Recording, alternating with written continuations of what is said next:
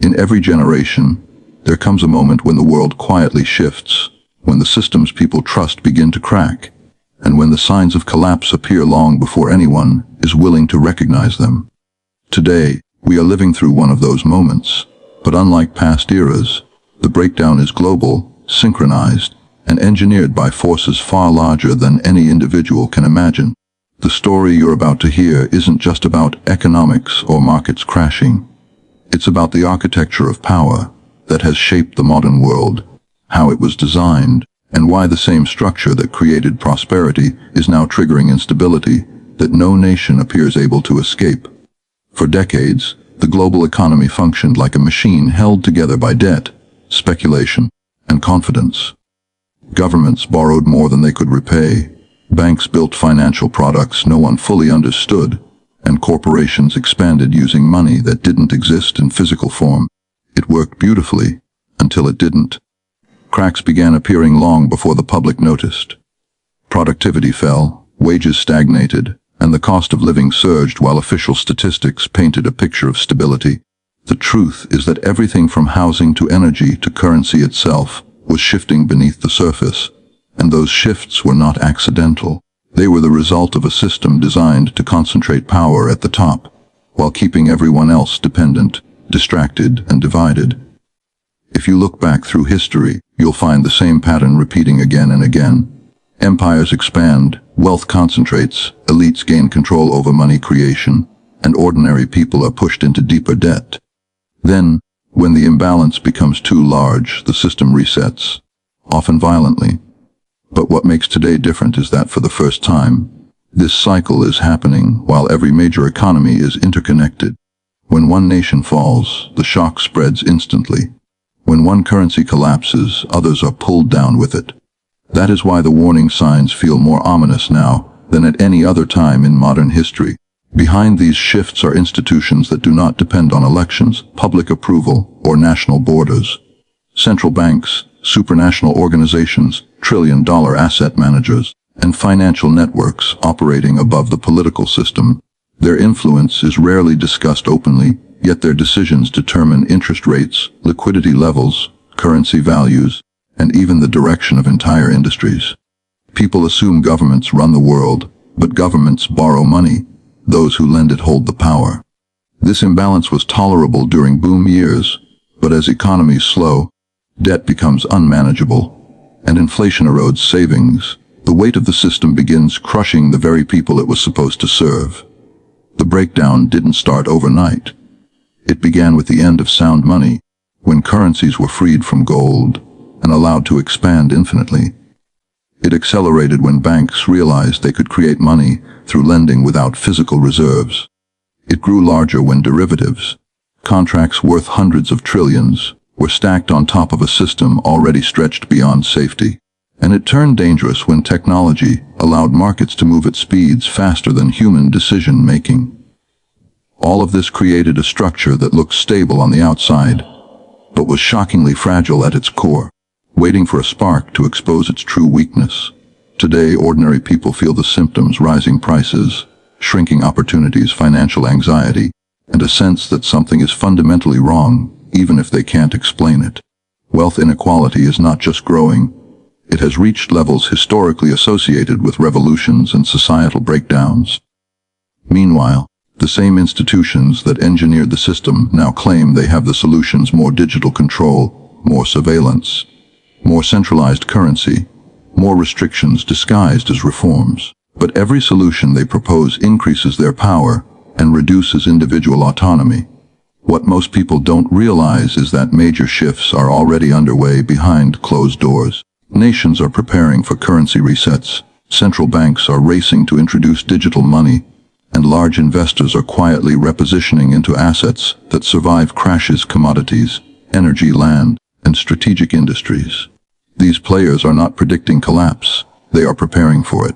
They understand that the next reset will not look like 2008 or 1929.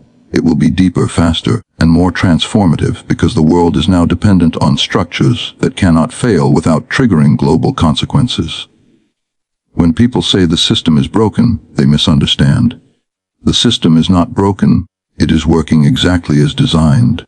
It was built to extract value from the many and transfer it to the few, and it has reached the final stage where extraction is no longer enough. Now it requires transformation. Whether that transformation brings freedom or greater control depends on how informed societies become and how quickly individuals recognize the patterns unfolding in front of them. History shows that collapses are never the end. They are resets, moments when power reorganizes, wealth redistributes, and new systems emerge from the ashes of the old. The question is not whether change is coming.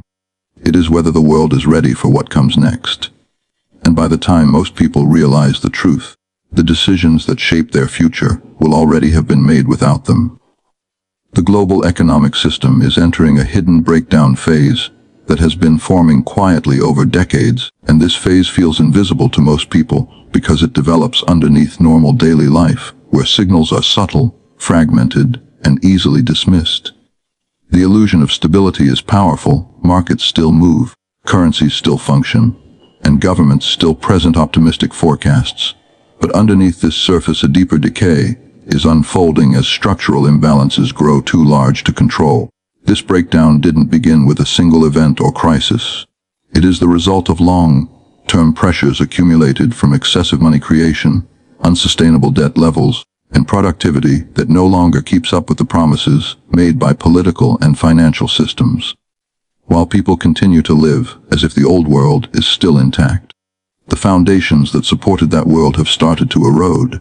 Inflation erodes purchasing power, wages fail to keep pace with rising costs, housing becomes unreachable for younger generations, and savings lose value faster than they can be built, all of which signal a system that is not functioning for the majority.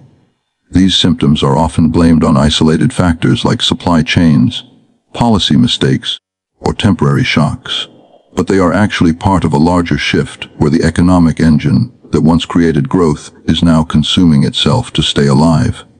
Governments respond to every slowdown with more borrowing, central banks respond to every instability with more liquidity, and corporations respond to every cost pressure with layoffs and automation, creating a cycle where the temporary fixes become permanent addictions. This quiet breakdown is felt most by ordinary people who sense something is wrong, even if they cannot identify the exact cause. They notice that despite working harder, they achieve less. They notice prices rising faster than their incomes. They notice uncertainty becoming the new normal. These feelings are not isolated anxieties. They are early signals of a system transitioning from expansion to instability. And yet, because these changes unfold gradually, society adapts to each new level of difficulty, normalizing what would have once been considered a crisis. The system hides its weakening core by maintaining outward functionality. But every year the gap between appearance and reality widens. Beneath the surface, financial markets have become more fragile, reliant on speculation rather than production, and increasingly disconnected from real economic activity. Governments and institutions downplay the risks because admitting the truth would trigger panic, but the underlying data shows a world economy dependent on artificial support. Old rules no longer work, traditional safety nets no longer protect, and the global financial structure can only remain stable as long as confidence holds. Once that confidence breaks, the hidden cracks rapidly turn into visible fractures. The indicators are already flashing, slowing growth across major economies, rising geopolitical tensions shaped by economic stress, and unprecedented levels of global debt that can never be repaid under normal conditions. These forces suggest that the system has entered a phase of irreversible strain, a stage where its internal contradictions can no longer be masked. People are living through the early moments of a historic shift, even if they cannot yet see the full shape of what is unfolding. And this unseen breakdown continues to accelerate quietly with each passing year, without announcing how close it is to the point where the illusion of stability can no longer hold. This collapse is rooted in a system intentionally built on debt, unequal power, and financial dependency controlled by centralized institutions that operate above national governments and outside public accountability. The modern economy did not grow naturally into instability. It was structured from the beginning to function on borrowed money, ensuring that individuals, corporations, and nations would always rely on those who create and control credit. When money stopped being tied to something tangible and became an instrument created at will, the foundation of the system shifted from production to obligation. Debt became the fuel of growth, but it also became the mechanism of control, because those who issue debt determine the conditions under which society functions. Over time, governments promised more than they could deliver. Corporations expanded using funds that didn't exist physically, and consumers were encouraged to buy homes, cars, and lifestyles far beyond their income limits. This wasn't accidental. It was the result of decades of policy decisions shaped by institutions that benefit when populations remain indebted and dependent. At the center of this structure are the banks and financial entities that have the power to create money through lending. They decide who receives credit, who gets denied, which industries expand, and which collapse. With every loan issued, money is created. With every repayment, value returns to the lender. This cycle entrenches power, because it allows those at the top to extract wealth from every layer of economic activity without producing anything real. Over time, the financial sector grew larger than the productive economy itself, yet its influence increased as manufacturing, labor, and real industry became secondary to speculation and financial engineering. Central banks reinforce this dependency by setting interest rates, controlling liquidity, and acting as the ultimate authority whenever markets face trouble. Their decisions determine the flow of global capital, and yet they are not elected by the public, creating a world where monetary power is concentrated in a small group whose actions shape the lives of billions. As this structure expanded, inequality became inevitable. When the wealthy have access to cheap credit, while ordinary people face rising costs and stagnant wages, the gap between them widens with every economic cycle. The system rewards those who own assets and punishes those who rely on labor. This is why housing prices rise faster than incomes, why stock markets soar even when economies struggle, and why the benefits of growth are captured by a tiny fraction of the population. The architecture of the system ensures that those at the top grow stronger during crises, while everyone else becomes more vulnerable. Every bailout, every stimulus package, every emergency intervention flows upward, reinforcing the hierarchy rather than fixing the imbalance. This dependency deepens further through global institutions that operate above governments, such as supranational agencies, international lenders, and massive asset managers whose combined power exceeds that of entire nations. These institutions shape policies that force countries into deeper borrowing, dictate the structure of financial markets, and influence legislation that protects the interests of capital over citizens. As countries become more interconnected, they become more beholden to these centralized networks, creating a world where sovereign decision-making is increasingly limited. The system's true design becomes clear: keep nations indebted, keep populations dependent, and keep control centralized.